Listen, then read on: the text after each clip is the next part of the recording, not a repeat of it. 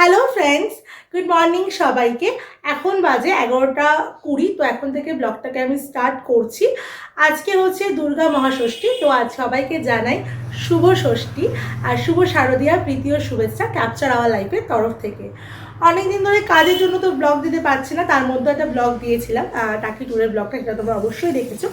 তো দেখার পরে এই প্ল্যান ছিল মহালয়ার পর থেকে ব্লগগুলো তোমাদের সাথে শেয়ার করবো, কারণ পুজো তো চলেই এসেছিলো। আর সেকেন্ড কথা হচ্ছে কাজেরও প্রেশার ছিল না, কিন্তু ব্যাপারটা হচ্ছে তার মধ্যে একজন মারা গেছিলেন আমার বাড়িতে, তো সেই জন্য কিছু ব্লগ তোমার সাথে আমি শেয়ার করতে পারিনি। এখনও কাজ আছে, মানে কালকে আমাদের ঘাট কাজ গেছে, আজকে শ্রাদ্ধ আছে। তো আজকে মানে কালকে রাতের থেকে প্রপারলি আমরা ঠাকুর দেখেছি, কালকেই বেরিয়েছিলাম ঠাকুর দেখতে নর্মালি। তো টুকটাক আমরা অষ্টনগরের ঠাকুরগুলো কভার করেছি। আজকে যেমন উমা মর্তে আসবে, মানে মায়ের যেমন বোধন হবে, বাপের বাড়ি আসবে, তো আমিও তেমন বিকেলবেলা কিন্তু বাপের বাড়ির দিকে রওনা হবো, মানে কলকাতায় যাব। তো ব্যাপারটা হচ্ছে আজকে চাঁদের কাজটা মিটিয়ে বিকেলবেলা চলে যাবো। আর রাত্রির বেলা কিন্তু শুভ আর আমি প্ল্যান করে রেখেছি চুটিয়ে ঠাকুর দেখবো সারা রাত, এটাই প্ল্যানিং। তো আজকে ষষ্ঠী বলে দেখতে পাচ্ছ নতুন একটা শাড়ি টাড়ি তো আমি পরে ফেলেছি। সকালে উঠে আমার শাশুড়ি মা যেহেতু ষষ্ঠী করে, টুকটাক রান্নাবান্না আমি কমপ্লিট করে ফেলেছি।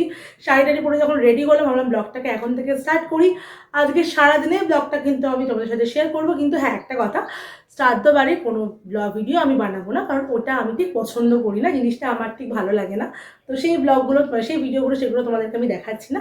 শুধু এটুকু জেনে রাখো যে আমাদের এরকম একটা প্রবলেম ছিল, তো যাই জন্য করতে পারিনি। তো যাই হোক, বিকেল থেকে আবার তোমরা আমাদের দেখতে পাবে, শুভকেও দেখতে পাবে। শুভ এখন স্নানে গেছে, শুভ স্নান থেকে আসুক, আমরা তারপর ওখান থেকে কাজবাজ মিটিয়ে যখন আসবো, রেডি হয়ে যখন বেরাবো, তোমাদের সাথে অবশ্যই শেয়ার করবো যে কি কোন ঠাকুর দেখছি, কোথায় খাচ্ছি, কি কি করছি, পুরো পুজোর ব্লগ চুটিয়ে যা যা মজা করবো আমরা সবটাই তোমরা দেখতে পারবে। আর মা ওখানে কী কী প্রিপারেশন করে গেছে সেগুলোও দেখতে পাবে, কারণ মাও অনেক কিছু অ্যারেঞ্জমেন্ট করে গেছে, কারণ মেয়ে জামাই যাচ্ছে বলে কথা অনেক দিন পর। আর অনেক দিন বাপের বাড়ি যাওয়াও হয় না। তো যাই হোক, প্রায় 1 মাসের উপরে এগিয়ে যাই না, তো আবার যাবো। তো যাই হোক, চলো তোমাদের সাথে তাহলে শেয়ার করতে থাকি সারাদিন আমি কী কী করছি, আর তোমরাও দেখতে থাকো আর এনজয় করতে থাকো আজকে মহাষষ্ঠীর ব্লগটা। আমাদের যা কাজ ছিল সেটা আমরা মিটিয়ে ফেলেছি, মানে শ্রাদ্ধ বাড়ির যেটা কাজ ছিল সেটা মিটিয়ে ফেলেছি। আর এই দেখো শুভ, শুভ আর আমি দুজনেই গেছিলাম ওখানে। তো শুভ তো এই ড্রেস পরেই গেছিলো, ও চলে যাচ্ছে, আমি শাড়ি পরে গেছিলাম। আমি এখন আবার এসে রেডি হলাম। এটা আমার পঞ্চমীর আউটফিট ছিল, তো এটাই আমি পরে নিয়েছি, যেহেতু বাপের বাড়ি যাচ্ছি তো নতুন জামা পরেই তো অবশ্যই যাব। তো চলো এবার কলকাতায় যাওয়া যাক আর ভালো ভালো ঠাকুর দেখা যাক, কারণ সবাই মনে হয় সব ঠাকুর দেখে ফেলেছে, আমাদেরই দেখা হয়নি। আমিও তো ঠাকুর দেখতে পছন্দ করি না, ওকে নিয়ে এখন সারা পুজো আমায় ঘুরতে হবে। হ্যাঁ, কারণ ওটা আমার খুব পছন্দের। আমি আমি পারবো না, ঠাকুর না দেখে আমি থাকতে পারবো না, ওটা আমাকে দেখতেই হবে। অলরেডি সবাই সব ঠাকুর মনে দেখে ফেলেছে, আমারই শুধু দেখা। তার জন্য আমাকে খাটিয়ে মারবে। হ্যাঁ সেটাই, ওটা ওর কর্তব্য মনে করি আমি। আমি তো কিছু চাই না বলো তোমার কাছ থেকে সারা বছর, শুধু ঠাকুরটাই দেখতে চাই। আমি কিন্তু কোনো আবদার করি না তোমার কাছে, বলো তুমি। না ঠিকই তো, এটাও না করলে ভালো হয়। দেখো সবাই তো কোনো না কোনো আবদার করে, আমি কিন্তু সেরকম কোনো আবদারই করি না, শুধু চাই পুজোর সময় যাতে আমাকে একটু ঠাকুর দেখায়। তো চলো, আমাকে তো শুভ ঠাকুর দেখাবে, আর আমিও তোমাদেরকে ভালো ভালো ঠাকুরের প্যান্ডেল দেখাবো।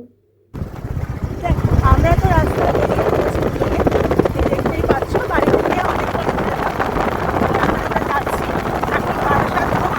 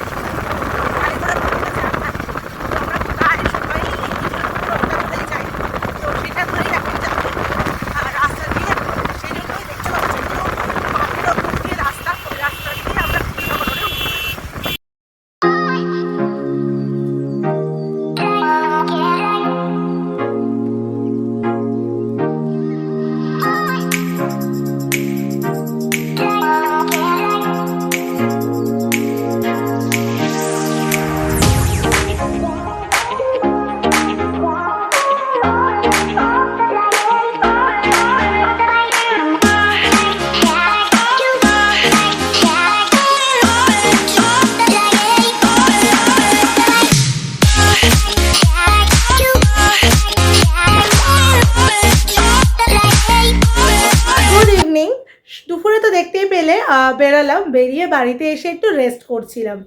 তো আসার পরে এখন মোটামুটি 6টা বেজে গেছে। তো প্ল্যান করলাম যে রাতে না বেরিয়ে এখনই একটু ঘুরে আসি, কারণ আবার এখন রেস্ট নিয়ে রাতে বেরাবো, সারাদিন সেভাবে ঘুম টুম কিছুই হয়নি। আর সকালবেলা উঠেছি, জানোই তো কাজবাজের মধ্যে ছিলাম আজকে। তো যাই হোক, শুভ আমি প্ল্যান করলাম এখনই ঘুরতে যাব। তো বেশি দূরে যাব না, উল্টোডাঙা আর দমদম পার্কটা আজকে কভার করার ইচ্ছা আছে, তো সেটাই করব। এই হচ্ছে আমার ষষ্ঠীর আউটফিট। শুভরটা একটুখানি পরেই দেখাচ্ছি বেরিয়ে তোমাদেরকে, আর পুরো আউটফিটটাও তোমাদের ভালো করে দেখাচ্ছি। তো চলো এবার বেরোনো যাক উল্টোডাঙার উদ্দেশ্যে। প্রথমেই আমরা চলে এসেছিলাম উল্টোডাঙা বিধান সংঘতে। এটা উল্টোডাঙার তেলেঙ্গা বাগানের ঠিক অপোজিটে এই ঠাকুরটা হয়। ঠাকুরটা আগের বছরও দেখেছি, তার আগের বছরও দেখেছি। খুবই সুন্দর প্যান্ডেলটা, দেখতেই পাচ্ছ, দারুণ একটা প্যান্ডেল। আর ঠাকুরটাও খুবই সুন্দর করে।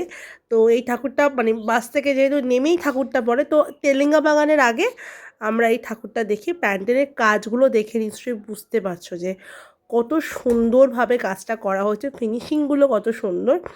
আর ঠাকুরটাও বেশ ইউনিক দেখতে, মানে অন্যান্য যে থিম পুজোর যে প্যান্ডেলগুলো হয় সেরকম ক্যাটাগরিরই পুজো, কিন্তু ঠাকুরটা এরকম সুন্দর করে। আর ওপরের কাজগুলো দেখো দুর্দান্ত করেছে। যেহেতু বৃষ্টি কথা ছিল, বৃষ্টি হয়নি বলে কিন্তু অনেক লোকজন মোটামুটি হয়েছে। এইগুলোতে উল্টোডাঙার দিকে না বেশি ভিড় আমরা পাইনি, মানে উল্টোডাঙার দিকে বেশি লোকজন আমরা দেখিনি, যেহেতু বেশি লোক শ্রীভূমির দিকেই দেখতে যায় মানে এই টাইমটায় অন্তত। তো সেই জন্য আমরা উল্টোডাঙার দিকে খুব একটা ভিড় পাইনি।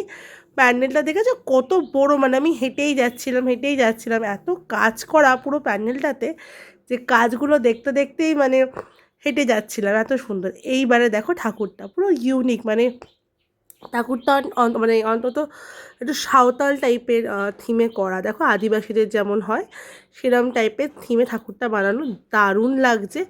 বাঁশের কাজ খুবই সুন্দর দেখতে। তারপরে আমরা চলে গেছিলাম তেলেঙ্গা বাগান দেখতে, কারণ অপোজিটেই বললাম, তেলেঙ্গা বাগানের অপোজিটেই এই ঠাকুরটা হয়।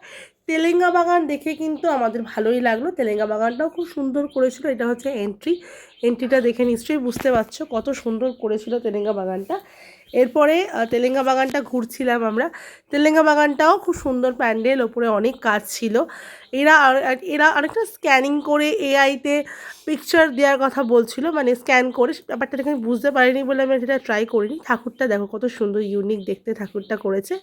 এই ঠাকুরটাও আমাদের ভীষণ ভালো লেগেছিল। তারপরে আমরা চলে গেছিলাম, এটা হচ্ছে করবাগান, মানে মোটামুটি উল্টোডাঙার যা যা ছিল সেগুলো সব কটা দেখে নিচ্ছি, সংগ্রামীটা বাদে। তো করবাগানের ঠাকুরটা ছোট্ট গলির মধ্যে করে, এদের বেশি খুব একটা জায়গা নেই। তেলেঙ্গা বাগানও বিশাল এরিয়ার মধ্যে করতে পারে না, ওদেরও ছোট একটুখানি জায়গা, কিন্তু করবাগানে আরও ছোট জায়গা। তো যেটা টেলিফোন যেমন আগেকার দিনে সিডি বুথ ছিল, পিসিও ছিল, সেরকম টাইপের থিমেই ঠাকুরটা হয়েছিল। ঠাকুরটাও খুবই সুন্দর ছিল, দেখার মতো ঠাকুর ছিল। তো ওই ঠাকুরটা দেখার পরে আমরা চলে গেছিলাম পল্লীশ্রীতে।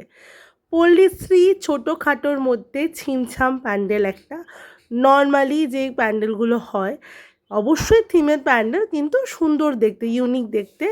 লাইটগুলো খুব সুন্দর ছিল, লেখাগুলো খুব সুন্দর লেখা ছিল, কিছু কিছু মন্ত্র লেখা ছিল, খুব ভালো লাগছিল দেখতে। ঠাকুরের সাজটাও কিন্তু অপূর্ব সুন্দর ছিল। ক্যামেরার লেন্সটা তখন একটু হেজি হয়ে গেছিলো। এবার দেখো ঠাকুরটা পুরো অন্যরকম লাগছিল দেখতে, খুবই সুন্দর হয়েছিল পল্লীশ্রীর প্যান্ডেলটা। তারপরে সোজা চলে এসেছিলাম কেষ্টপুরে। দমদম পার্ক আর যাওয়া হয়নি, গরমের মধ্যে ভালো লাগছিল না বেসিক্যালি। তো সেখানে কেষ্টপুরের মাস্টারদা স্মৃতি সংঘ যেটা আছে, এটা হচ্ছে ওটার প্যান্ডেল। এই প্যান্ডেলটা আমি ছোট্টবেলা থেকে দেখে আসছি, খুবই ভালো করে, পুজোটা খুবই সুন্দরভাবে হয়। আর এই পুজোতে থিমটা দেখতে পাচ্ছ একটু অন্যরকম ইউনিক। এবার না আমি দেখছি প্রতিটা প্যান্ডেলেই খুব বাঁশ নিয়ে কারুকার্য করা। তো যাই হোক, তারপরে আমরা চলে এসেছিলাম প্রফুল্লকানন, কেষ্টপুরে প্রফুল্লকানন, এটা মাস্টারদা ক্লাবের পেছন দিকেই পড়ে। এই পুজোটাও খুব সুন্দর হয়। এটা একটু লাইন ছিল, লাইন টাইন দিয়ে আমরা দেখলাম এই ঠাকুরটা।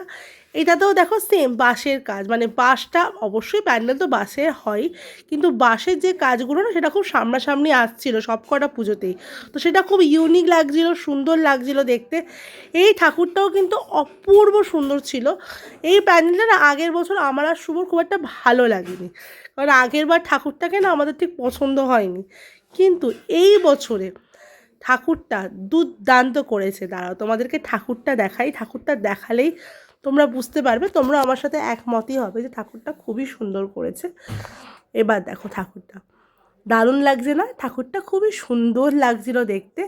তো এই ঠাকুরটা আমরা দেখলাম, খুবই ভালো। এটাই আমাদের লাস্ট ছিল সেদিনকে ঠাকুর দেখা।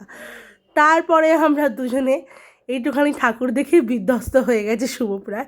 তো যাই হোক, তারপর আমরা বাড়ির দিকে ঠাকুর দিকে রওনা দিলাম। অবশেষে বাড়ি চলে এসেছি। সেরকম কিছু ঘুরে উঠতে পারিনি।